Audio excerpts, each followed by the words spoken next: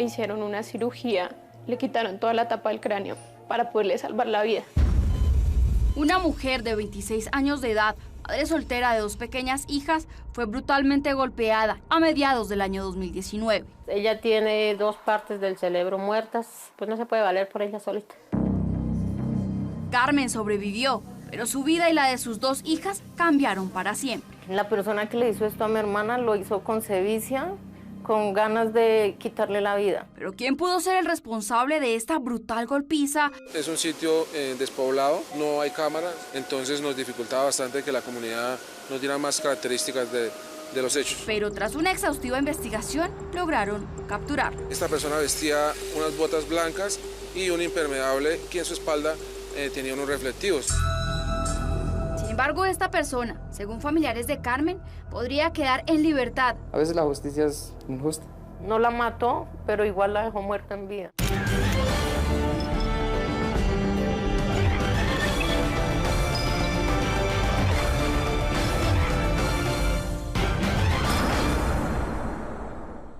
Buenas noches. A mediados de 2019 en Ventaquemada, Boyacá, una mujer llamada Carmen Rosa Méndez Duarte, joven madre de 2 niñas, fue encontrada inconsciente, cubierta de sangre y con el cráneo destrozado en la orilla de una carretera. Inicialmente se pensó que se trataba de un accidente, pero las autoridades rápidamente sospecharon que más bien ella había sido atacada violentamente. El problema es que no habían muchas pistas para demostrarlo. Y aunque Carmen Rosa sobrevivió, no tenía la capacidad para hablar e identificar a su agresor. Las autoridades tenían un gran desafío si querían lograr que se hiciera justicia. Pero en medio de todo, pequeñas fichas se fueron apareciendo para ayudarles a unir este rompecabezas. Esta noche, Wendy Heredia, con la producción de Milena Bernal, nos cuenta esta historia. Así comienza, Muerta en Vida.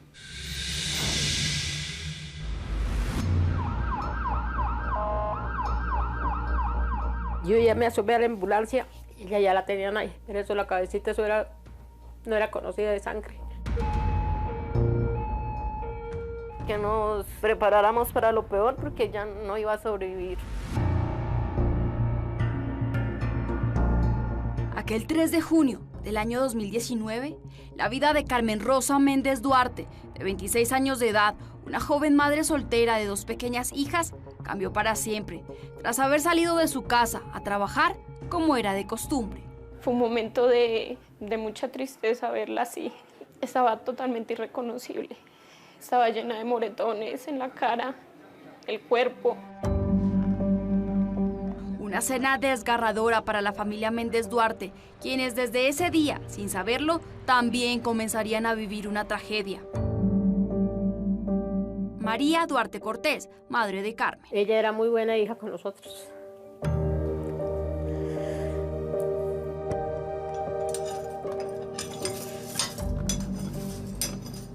María se preguntaba qué pudo haberle pasado a su hija, una joven tranquila, hogareña y dedicada a su familia. Ella a las fiestas poco, con nadie se metía, con nadie peleaba, con nadie tenía discordias, nada. Aida y Jenny Méndez, hermanas de Carmen. Una mujer feliz, siempre tenía una sonrisa a pesar de las adversidades, nunca le veía nada malo a la vida. Era una mujer extremadamente trabajadora. Se levantaba súper temprano y se acostaba súper tarde, pero siempre estaba en cualquier labor, cocinando, lavando. Carmen conocía desde niña lo que significaba trabajar, pues provenía de una familia humilde. Rufino Méndez, padre de Carmen. Ya pues, como de los 12, 15 años salí a trabajar ella. Peñar, a ver, el ganado, ya las ovejas también. Y con el paso de los años, esa niña trabajadora se convirtió en el apoyo de todos en casa. Ella nos sacó a nosotros adelante porque mis papás trabajaban, entonces ella era la que nos sacaba adelante, la que estaba pendiente de todo. Tatiana Méndez, hermana menor de Carmen. Ella, a pesar de que no era mi hermana mayor, se encargaba de nosotros. Y no solo se preocupaba por sus padres y sus hermanos, también por sus dos pequeñas hijas, Mariana e Isabela, su razón para despertar cada mañana. Era una excelente mamá, muy pendiente de sus hijas, les daba lo que podía porque literalmente le tocaba sola. Ella vivía por ellas, trabajaba por ellas y para ellas. Todo lo que tuviera que ver con sus hijas la llenaba de ilusión y motivación. Justamente a mediados del año 2019 tenía planeado celebrarle el cumpleaños a su hija mayor, quien cumpliría 5 años. Ella le pedía una piñata porque los niños en el jardín ya habían tenido piñata y quería que su mamá tuviera una piñata para ella.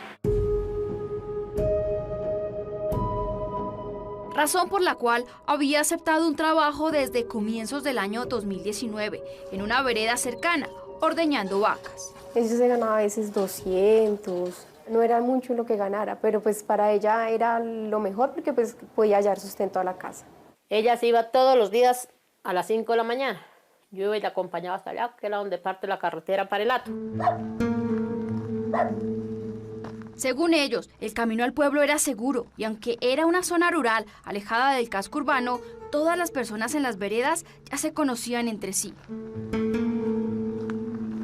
Entonces, ese recorrido era cotidiano y lo mismo hicieron la madrugada en el que todo cambió. Dijo, mami, chao, nos vemos ahora. Y ella se fue y yo me vine. El 3 de junio del año 2019, sobre las 5 de la mañana, como era de costumbre, los padres de Carmen la acompañaron hasta este punto, la vereda del Compromiso en el municipio de Ventaquemada. Carmen tenía que caminar por esta ruta hasta llegar a su trabajo. Sin embargo, después de esta despedida, las cosas no volverían a ser como antes. Yo ya me vine, ya me puse a hacer el desayuno, me puse a prender la estufa, ya fue cuando me sonó el celular, yo contesté. Entonces me dijeron, a Carmen al parecer le pasó un accidente. ¿Y a dónde está ella? Que no, que era allá abajo en el matadero. Pues yo me puse una ruana, me puse unos zapatos y me fui. ¿Qué le había pasado a Carmen? Cuando yo ya llegué, ella ya la tenían en la ambulancia. Estaba la ruana, la maleta y un charco de sangre. Yo ya me asomé a la ambulancia y ella ya la tenían ahí. Pero eso, la cabecita, eso no era conocida de sangre. Y ella apenas me escuchó que yo hablé, ella se levantaba la cabeza, volvía y se acostaba. Ya lo último, y ella ya quedó quieta y que no, inconsciente, mejor dicho, no movía. Carmen fue encontrada tirada en el suelo, en medio de la carretera boca abajo y cubierta de sangre. Un conductor que pasaba por la zona reportó el hecho. Pensaron que la había atropellado un carro, estaba bañada en sangre y estaba llena de tierra, no la reconocían. Muy duro verla en ese estado. Y mientras su familia intentaba entender qué le había sucedido, Carmen luchaba por sobrevivir. Así que rápidamente fue trasladada al Hospital San Rafael en Tunja, aproximadamente a 1 hora desde donde fue encontrada. Julián Fonseca, especialista en medicina de urgencias del hospital. Doctor, puntualmente, ¿en qué estado ingresa Carmen al hospital? En un estado muy grave.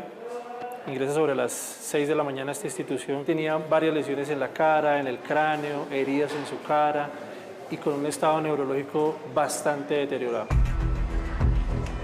Y mientras Carmen era valorada por un equipo interdisciplinario, el hospital emitió una alerta a la Policía Nacional. El 3 de junio de 2019, la Policía Nacional informa por el Hospital San Rafael de Tunja sobre el ingreso de una mujer con múltiples golpes en la cabeza, quien permanecía en la unidad de cuidados intensivos. Coronel Claudia Marcela Cañas, comandante encargada de la Policía Metropolitana de Tunja. En ese momento, una de las primeras hipótesis apuntaba a que la ciudadana habría sufrido una caída de su propia altura. Ante esta información, la Policía Nacional activó de inmediato un equipo especializado de investigadores pertenecientes a la SIJIN.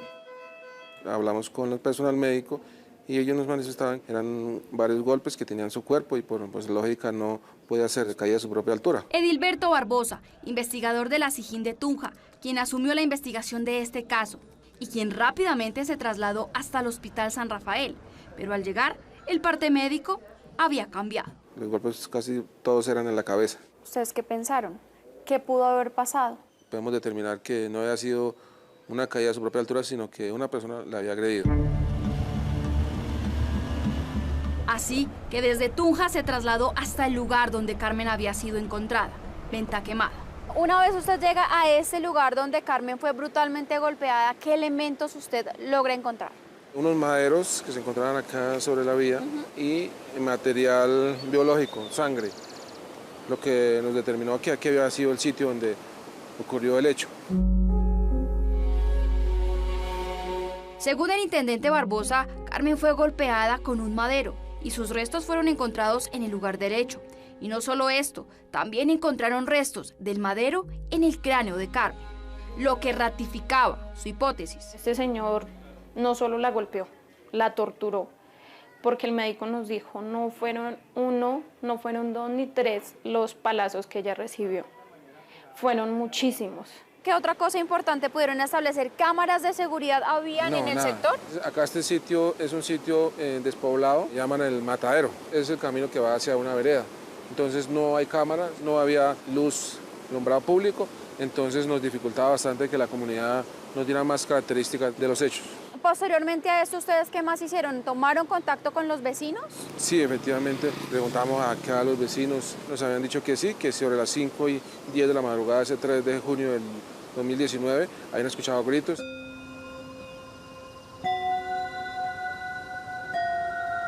Hernando Montaña fue uno de los vecinos de la zona que se alertó esa madrugada. Ese día usted escucha ruidos aproximadamente ¿a qué hora? A las 5, se puede decir las 5 de la mañana. Gritaban auxilios, pero nosotros no miramos porque con ese monte tan espeso que había aquí y esa cantidad de matas, pues no se miraba nada sino que auxilio. Entonces, como venían del lato, por ahí gente borrachos o algo. Sin embargo, minutos más tarde, él y su esposa María Victoria Martínez se percataron de un detalle importante.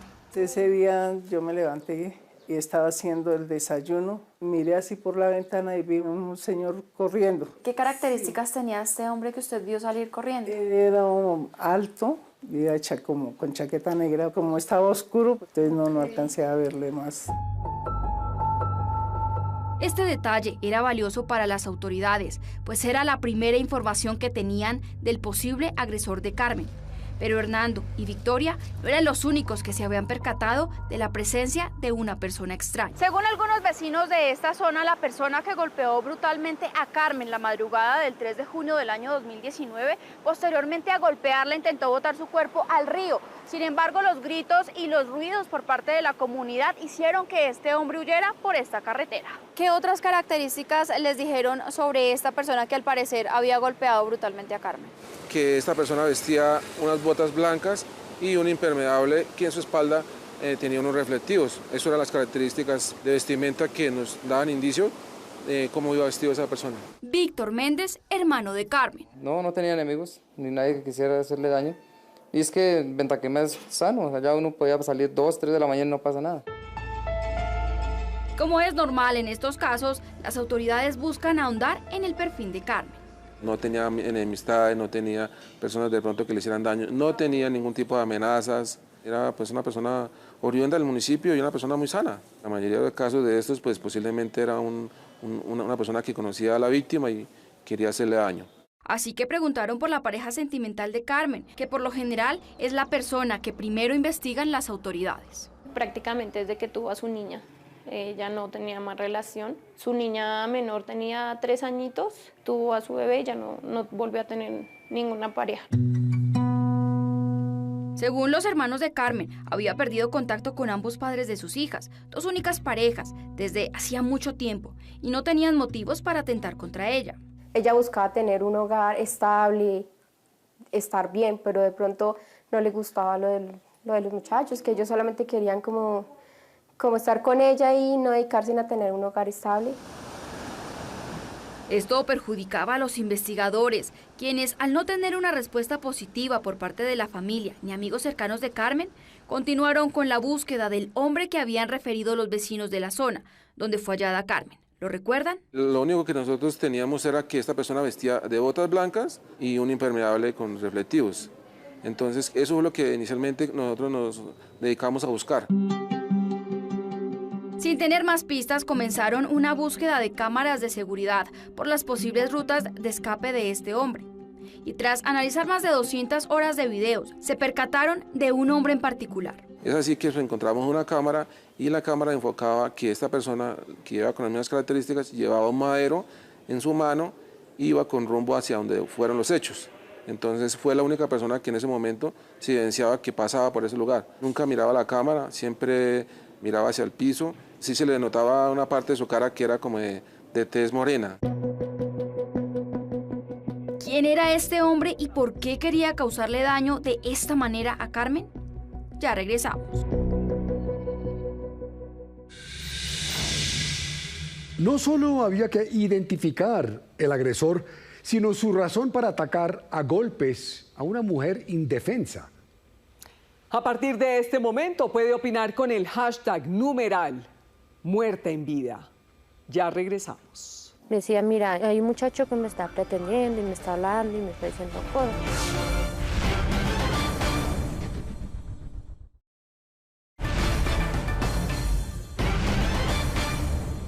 En Venta Quemada, Boyacá, la brutal golpiza contra Carmen Rosa Méndez, sin aparentes enemigos, tenía en jaque a los investigadores. Ellos sabían que no se trataba de un accidente y que Carmen había sido atacada con un palo, causándole lesiones devastadoras. Ahora el objetivo era uno: encontrar al responsable. Pero las primeras pistas no eran suficientes.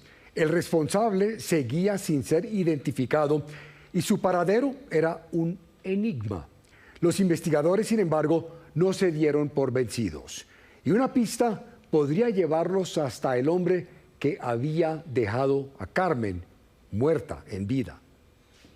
Así continúa la investigación de Wendy Heredia.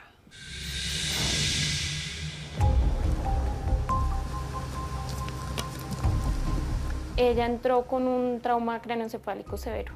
Le destrozó el cráneo con un palo. Ella estaba ya muy mala, tuvieron que reanimar varias veces. La persona que le hizo esto a mi hermana lo hizo con sevicia, con ganas de quitarle la vida. No se conmovió en ningún momento de decir, o sea, ya está golpeada. Mientras la investigación avanzaba, Carmen seguía luchando por su vida. Su familia todavía esperaba un milagro, pues las heridas que había recibido eran devastadoras. Le hicieron una cirugía, le quitaron toda la tapa del cráneo para poderle salvar la vida. El daño estaba concentrado principalmente en su cabeza y para sus familiares era imposible entender cómo alguien podía haber descargado tanta violencia contra esta mujer que, según ellos, no tenía enemigos. Ellos nos dijeron que si ella no respiraba por sí sola y no reaccionaba, la tenían que desconectar. Ella duró así, sin el medicamento y sin reaccionar, más o menos como 10, 15 días. Ya empezaba como a moverse, a mover un pie, la mano, pero los médicos nos decían que no, que eso pasaba por reflejos, pero que no lo estaba haciendo ella porque no había ninguna actividad. Ella no mostraba ningún avance. ¿En qué estado se encontraba ella cuando usted fue a verla? Ella estaba en UCI, estaba irreconocible. Tenía muchos aparatos pegados por su cuerpo. Yo no la conocí, estaba muy mal. Ya el médico dijo que nos aferramos porque ella no iba a vivir. Sin embargo, los días pasaban y mientras Carmen se aferraba a la vida, aun cuando su pronóstico era desalentador, sus hijas ya comenzaban a sentir su ausencia. A las niñas le decían que la mamá estaba viajando. No fuimos capaces de decirle pues, la verdad. Tan solo tenía 2 años la menor, tomaba seno. La verdad fue duro ver cómo la niña lloraba porque le hacía falta pues, que su mamá la alimentara. Por su parte, los investigadores continuaban la búsqueda del responsable de haber golpeado con tanta sevicia a Carmen, pero las pistas eran pocas. El hombre que habían señalado los vecinos de la zona, donde Carmen había sido golpeada brutalmente, aparecía en varias cámaras de seguridad. Con las mismas características, unas botas blancas y un impermeable negro. No era coincidencia para las autoridades, así que siguieron sus pasos y trazaron una ruta de escape. ¿Tomó toda esta ruta? ¿Él se vino caminando desde el lugar de los hechos hasta este punto? Sí, él salió caminando desde el lugar de los hechos, pasó así hacia la salida hacia Tunja. Esta parte es la vía salida hacia el municipio de Tunja. Me decía usted que en este punto perdieron el rastro de este hombre. Sí, en este punto ya no había cámaras, no hay casas, entonces se nos dificultó un poco seguir el rumbo que él cogió. La tecnología ya no podía ayudarlos. La investigación tendría que continuar preguntando puerta a puerta a la comunidad. Y así lo hicieron. Hasta que en la entrada del pueblo les señalaron un lugar donde tal vez podrían encontrar información valiosa. Ustedes llegan a la bomba y en la bomba, ¿qué información les suministran? Pues nosotros al principio, la persona que estaba en ese momento de servicio, nosotros le comentamos que era una persona que estábamos buscando, estábamos en investigación y pues él nos dijo que siguiéramos un camino que iba hacia la parte de atrás de la bomba, que posiblemente pudo haber salido el hombre. Ya lo habían visto que pasaba por acá.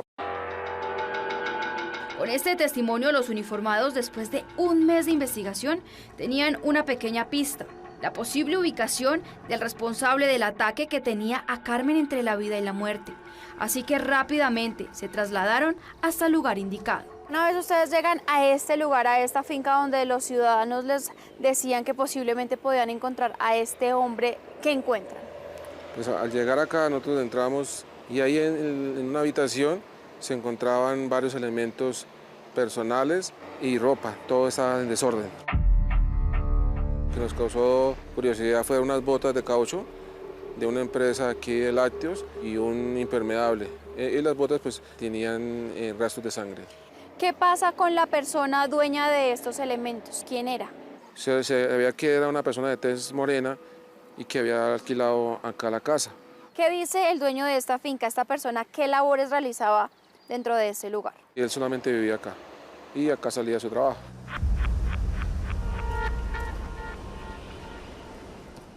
Según las autoridades, en esta finca ubicada a 3 kilómetros del lugar donde Carmen fue brutalmente golpeada, vivía el posible responsable. Sin embargo, una vez llegaron, se percataron que este hombre había huido del lugar.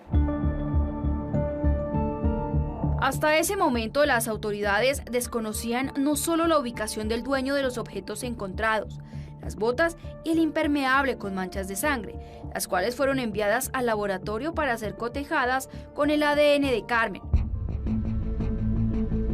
También seguían sin conocer su identidad, pues el dueño de la finca aseguró no tener información veraz sobre él.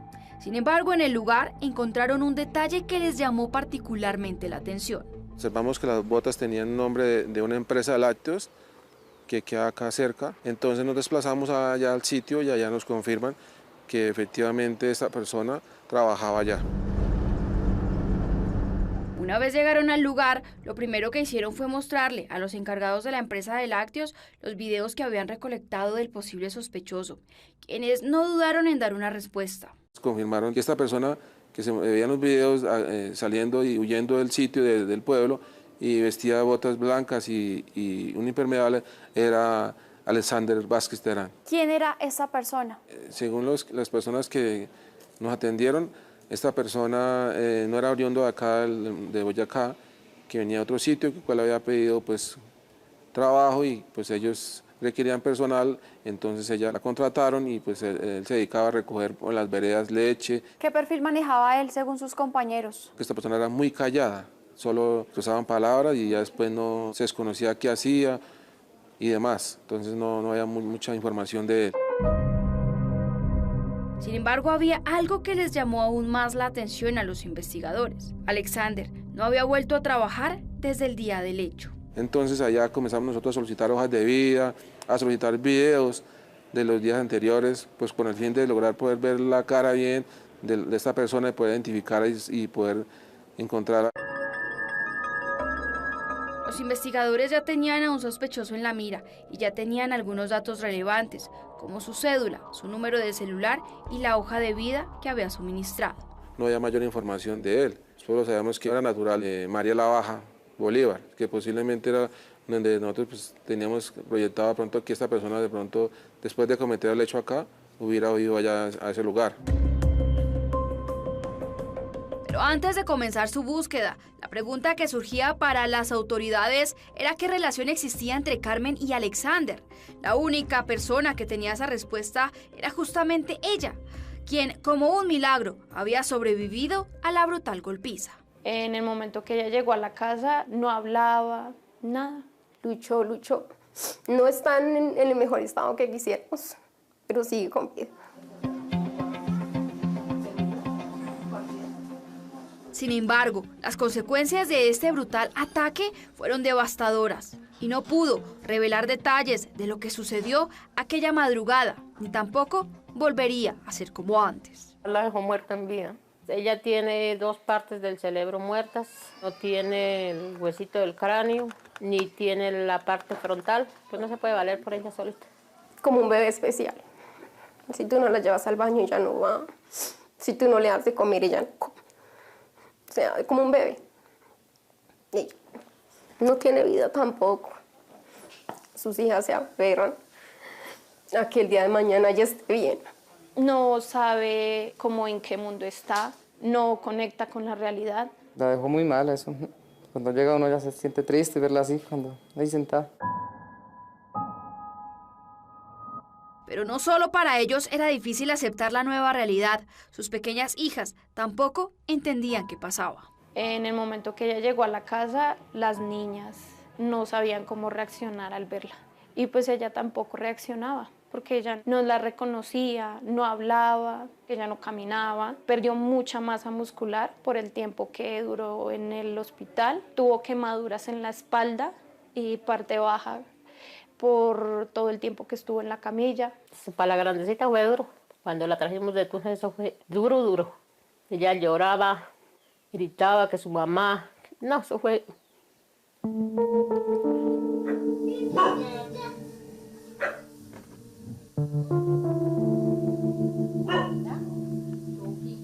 Su estado les impedía a los investigadores conocer de primera mano qué había sucedido realmente aquella madrugada del 3 de junio del año 2019. Sin embargo, ya tenían en la mira a un hombre, Alexander Vázquez Terán. ¿Quién era este hombre? No lo conocíamos. Nosotros no sabíamos nada. Yo no llegué a conocer a ese señor para nada. Ah, no sabía. No sabía quién era. Nadie lo conocía, su nombre no era reconocido en la familia de Carmen. Así que comenzaron una búsqueda intensiva, iniciando por buscar los antecedentes de este hombre. ¿Tenía algún antecedente? No tenía antecedentes. No había mayor información de él. También lograron identificar el número de celular de Alexander, el cual analizaron rápidamente y solicitaron CDRs para establecer dónde estuvo antes, durante y después del hecho. También para establecer qué llamadas realizó. Pero él nunca utilizaba celular, no tenía redes sociales, no tenía un arraigo fijo acá. O sea, no teníamos información de qué hacía esta persona. Era una persona que no tenía ningún elemento que nosotros pudiéramos establecer. Entonces decidieron viajar hasta su lugar de nacimiento. Sabemos que era natural de María la Baja, Bolívar. El sitio es un pueblo pequeño, si hay muchas personas de tez morena, pues eso nos dificultaba más. Pues con el nombre no te daban información, que no sabían dónde estaba. Incluso aseguran que abordaron a sus familiares y tampoco obtuvieron una respuesta favorable. Sin embargo, cuando todo estaba perdido, apareció un testimonio de una de las hermanas de Carmen, quien suministró un dato importante. Le decía, mira, hay un muchacho que me está pretendiendo y me está hablando y me está diciendo cosas. ¿Qué había pasado entre Carmen y Alexander para que todo terminara en una tragedia?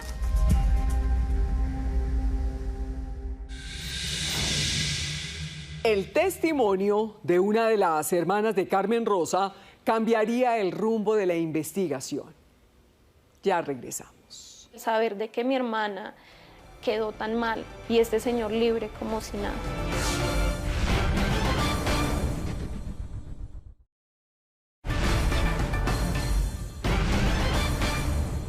Mientras los investigadores intentaban descifrar quién era Alexander Vázquez Terán y qué habría ocurrido aquella madrugada, por su estado de salud, Carmen no podía brindar información. El ataque le provocó una grave fractura de cráneo y daños que, según su familia, cambiaron para siempre su vida. Pero esto no es lo único que le quita el sueño a la familia de Carmen. ¿Qué motivó a Alexander a atacar a Carmen con tal violencia? Ahora la familia de Carmen asegura que teme que el agresor pueda recuperar su libertad. La familia sostiene que hubo un error judicial. ¿Qué responden las autoridades? Wendy Heredia siguió esta historia paso a paso. Así termina esta investigación, muerta en vida.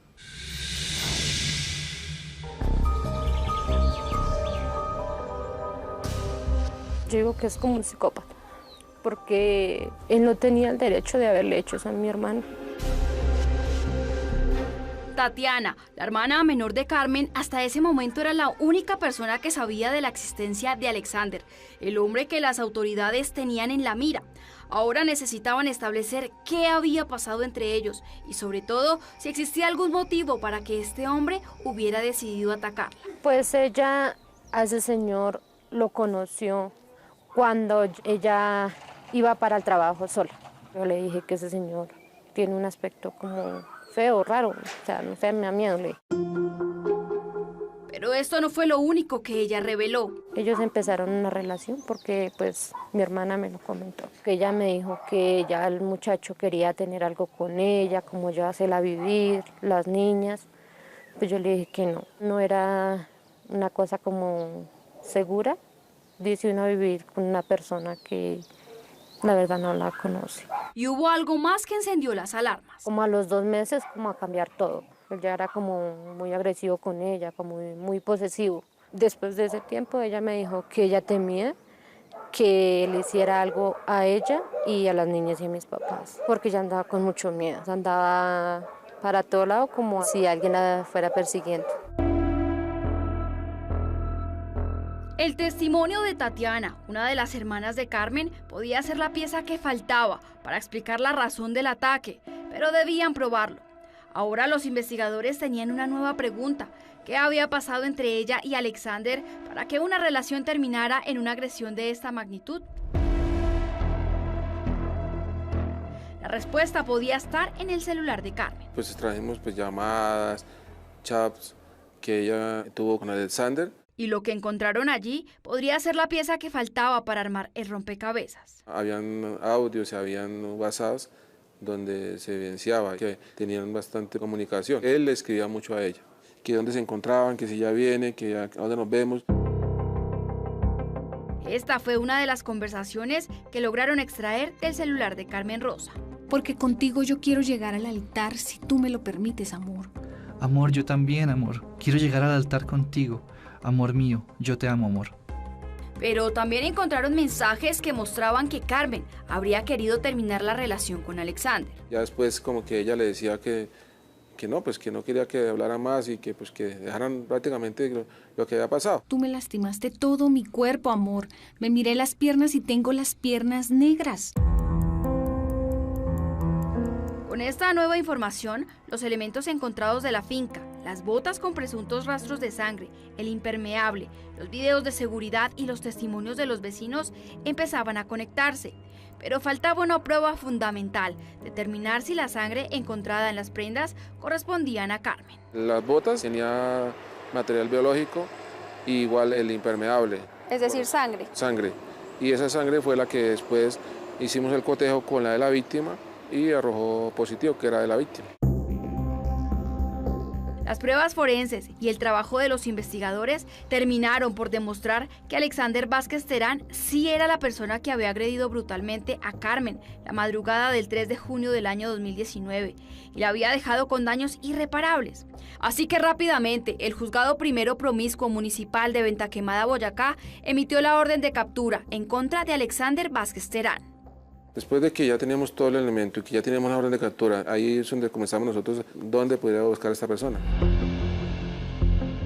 Pero capturarlo no sería fácil. Recordemos que los investigadores ya habían seguido su rastro, rastrearon su celular, revisaron sus redes sociales, visitaron lugares donde podía haber familiares, pero Alexander parecía haberse esfumado.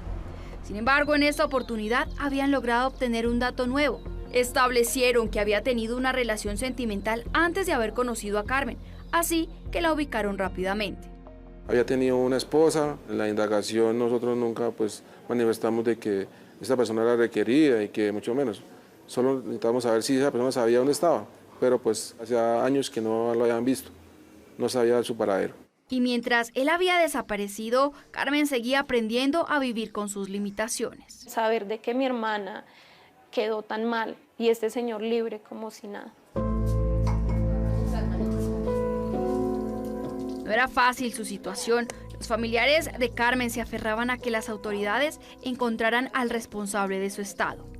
El tiempo pasaba y ellos continuaban con la búsqueda, pues encontrarlo se había convertido en un reto. Duramos 1 año y medio buscándolo, casi 2 años prácticamente detrás de él, buscándolo, movimientos que él hacía, pero no encontrábamos nada. Casi 2 años después de la agresión, una nueva pista cambiaría el rumbo de la búsqueda de Alexander. 1 de marzo del año 2021. Y esta vez, los investigadores encontraron un dato que podía llevarlos hasta él. Logramos, entre una búsqueda selectiva que nosotros realizamos a lo que es el tema de salud, encontramos que esta persona había sido vinculada a una empresa del municipio de Aracataca, Magdalena. La pista los llevó a más de 1000 kilómetros de Venta Quemada, hasta Aracataca, Magdalena, y hacia allá se trasladaron.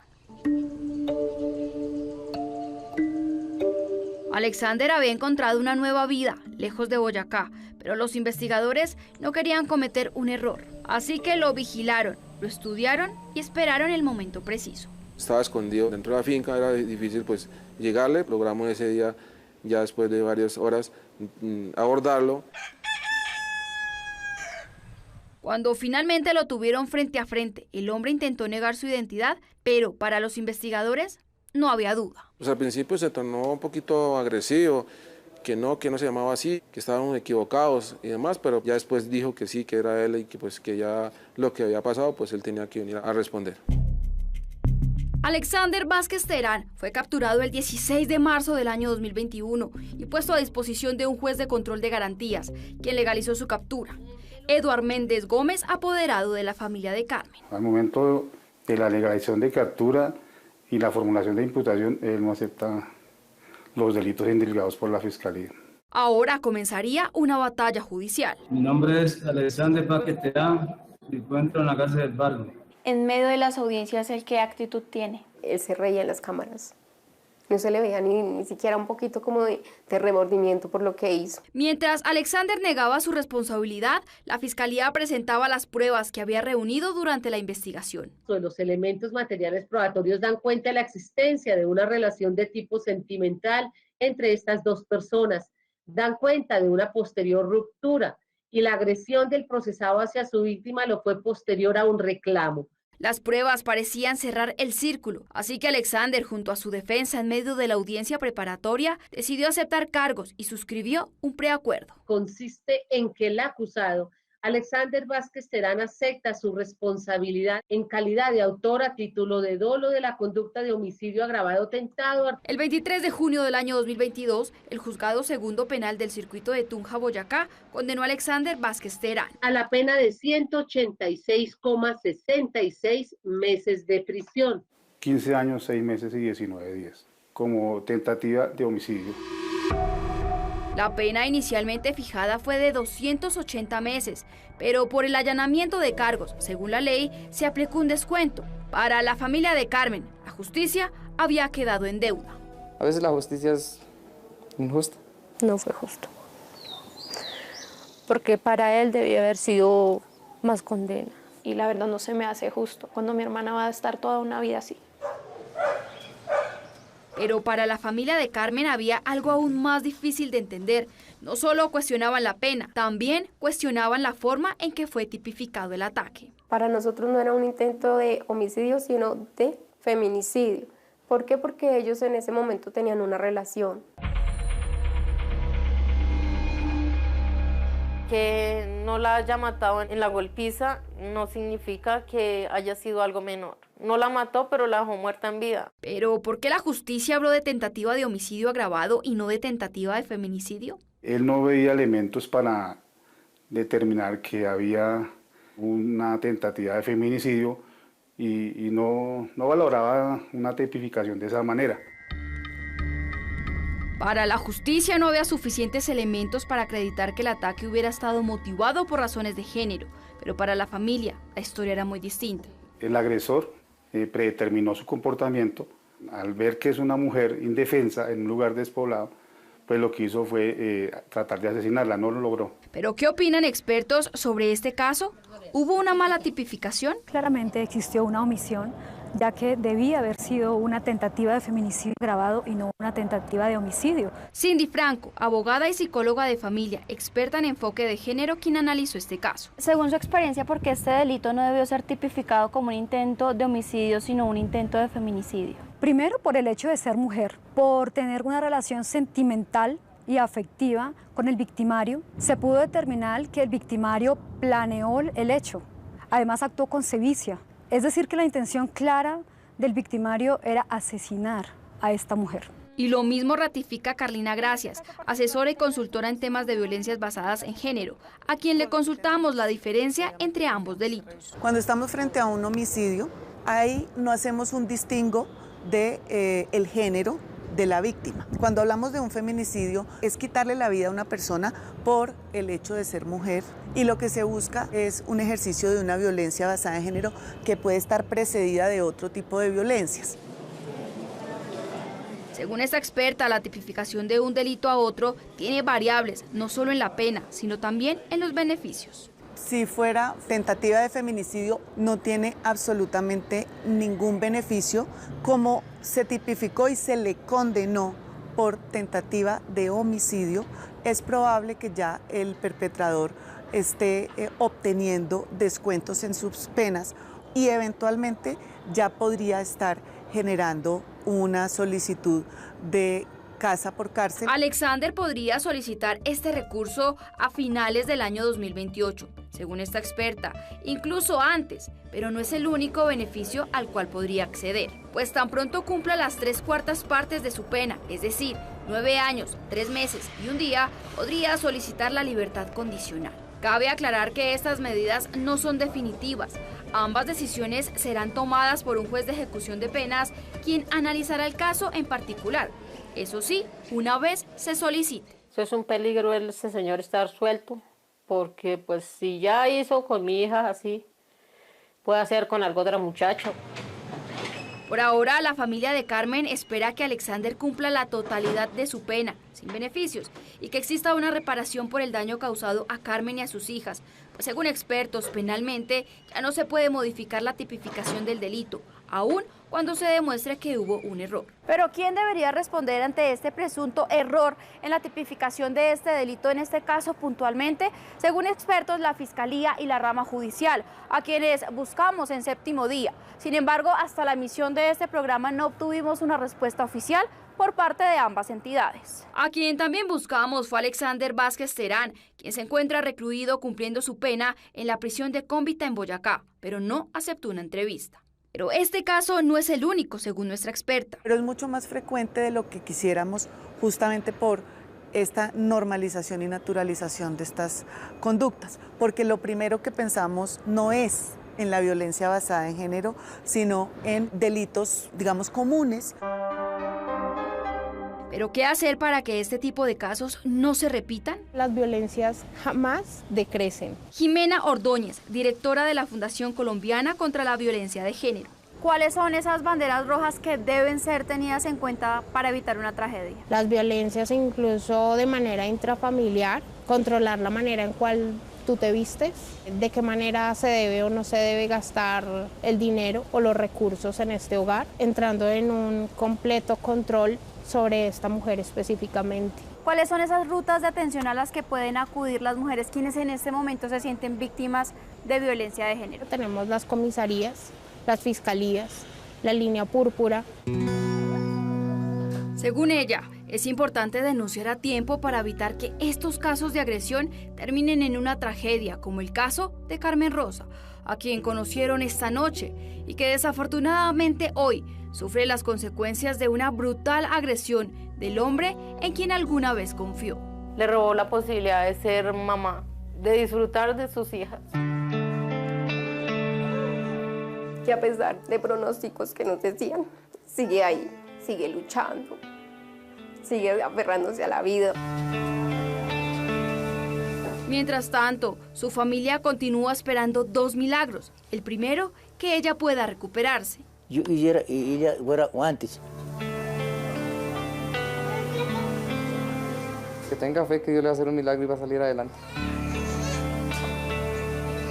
Le pida mucho a Dios de que le dé su salud, porque las niñas la necesitan a ella y nosotros también la necesitamos. Y que la justicia reconozca la gravedad de este tipo de casos para que no se repitan. Este señor no solo le dañó la vida a mi hermana, se la dañó a toda una familia. Le arrebató una madre a esas niñas.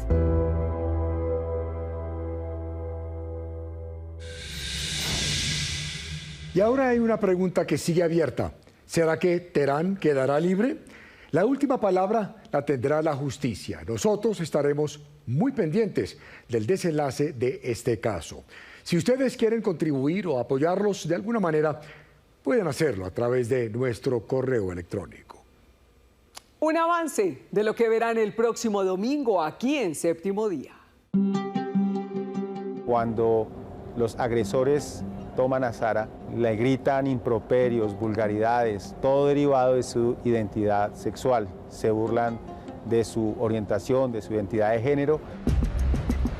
En Colombia sigue siendo peligroso expresar libremente el amor cuando se trata de una pareja del mismo sexo. Él se da un pico con otro chico que era precisamente uno de los jóvenes con los que él había iniciado su colegio. Empieza una serie de circunstancias y persecuciones sistemáticas. Lo empiezan a sacar de clase para que hable delante de ella sobre su orientación sexual. A mí me empiezan a pedir certificados psicológicos.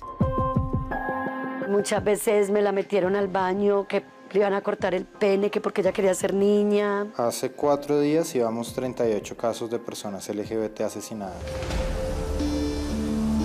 Mientras la llevaban a donde la iban a arrojar, básicamente porque su identidad de género es que básicamente Sara era una mujer trans.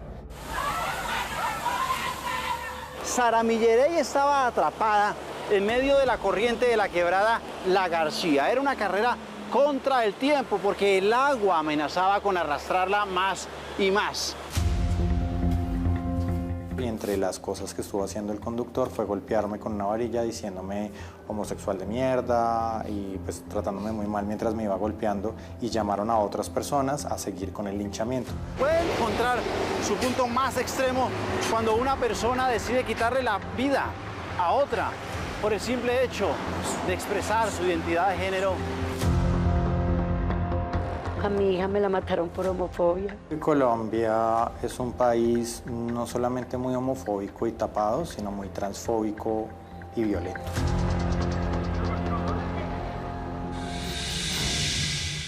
Si tiene una historia que contar o una denuncia que hacer, escríbanos en la dirección que aparece en pantalla. También me pueden escribir a mí, la dirección también aparece en la pantalla. Si quieren revivir el capítulo completo, lo pueden hacer a través de www.septimodia.com.co o en nuestro canal de YouTube, Séptimo Día Caracol. Gracias por acompañarnos. Nos vemos aquí el próximo domingo en Séptimo Día.